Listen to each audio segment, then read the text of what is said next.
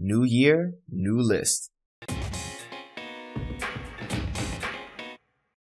Well, 2016 is over and done with, and over the past 12 months, we've gotten quite a few MLP comics. I can definitely say this past year's run was better than 2015's, but there were still some stinkers in the bunch. I did it last year, and I'm doing it again. So let's go over my picks for the best and worst MLP comics of 2016. Now, the current arc of the main series, Chaos Theory, was not considered for this list, despite the fact that the first two parts were released in 2016. So with that out of the way, let's get into it. Yay! I tend to get fed up with most quarreling couple stories because in most cases, the argument is either clearly one-sided or has both parties acting stupid. But in Friends Forever 33, the tension between Cherry Jubilee and Buffalo Bull was a bit more complex than that. They both had legitimate reasons to be upset with each other, and while they did reconcile, it wasn't the typical, "oh, we're back together now" ending. It was more about getting closure than getting back together, and I gotta give props to this story for handling their relationship like this. Rainbow Dash and A Very Bad Day tried to emulate the style of classic children's picture books, but while I can definitely appreciate what it was trying to go for, I wasn't a big fan of the clash between the two styles that were used here. Beyond that though, this issue is relatively harmless and barely made it into the bottom 5 in the first place. Yay! The election arc was a story that I was not expecting to like, especially considering the timing, but I found myself really liking what it had to offer. I enjoyed how well Mayor Mare was written, and I'm glad that Filthy Rich wasn't portrayed as a villain, but rather someone that genuinely wanted to do good, but was ill-equipped and ill-prepared to do so. When I originally reviewed this arc, I said that I didn't believe it was written specifically to coincide with last year's election, but now that it's over and done with, even if it wasn't intentional, there are definitely similarities, specifically with the citizens being fed up with the status quo, leading them to want a change so badly that they didn't care whether it was good for them or not. But we're not gonna dwell too much on that. Next! Boo! Like the last entry in the bottom 5, this comic had ambition, especially with the imagery of the Buffalo Legends, and I can appreciate it on that front, but the product as a whole wasn't all that great, despite the ambition. The climax of meeting the Rainbow Crow felt very unfulfilling, and while it's been established that Rainbow Dash is pretty dense, that aspect of her character was played up a bit too much, and Strongheart was pretty underutilized, so it made for a disappointing story overall. Yay!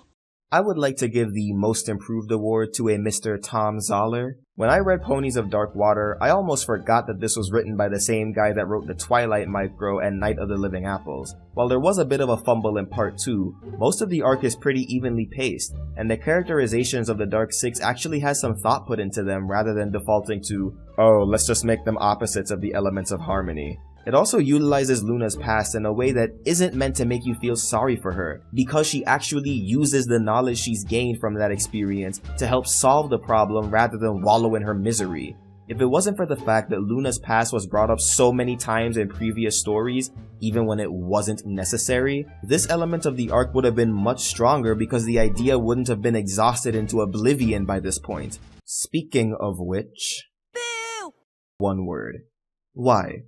Why are we bringing up Nightmare Moon for the umpteenth time? Why is the beginning of the story bending over backwards to make you feel sorry for Luna? Why do half the panels have Luna looking like a starving giraffe? The comic has a really interesting concept that's buried under questionable choices made throughout the story, and the end result is just a piece of wasted potential. Yay! Don't look at me. I'm as shocked as you are. It's pretty obvious that I wasn't the most excited for Friends Forever 34. I was just gonna read it, review it, and move on to the next thing. But I was surprised at how much I ended up liking it. The concept is silly, but had emotional undertones that made me care about what was going on. And Pinky is actually portrayed as a likable, competent character without sacrificing her personality. Yeah, who knew, right? It's stories like this that give me hope that these kinds of portrayals will be more consistent, and I really hope that in 2017, both the show and the comics bring more of this Pinkie Pie to the table and less of this. Yeah, we don't need that shit. Boo!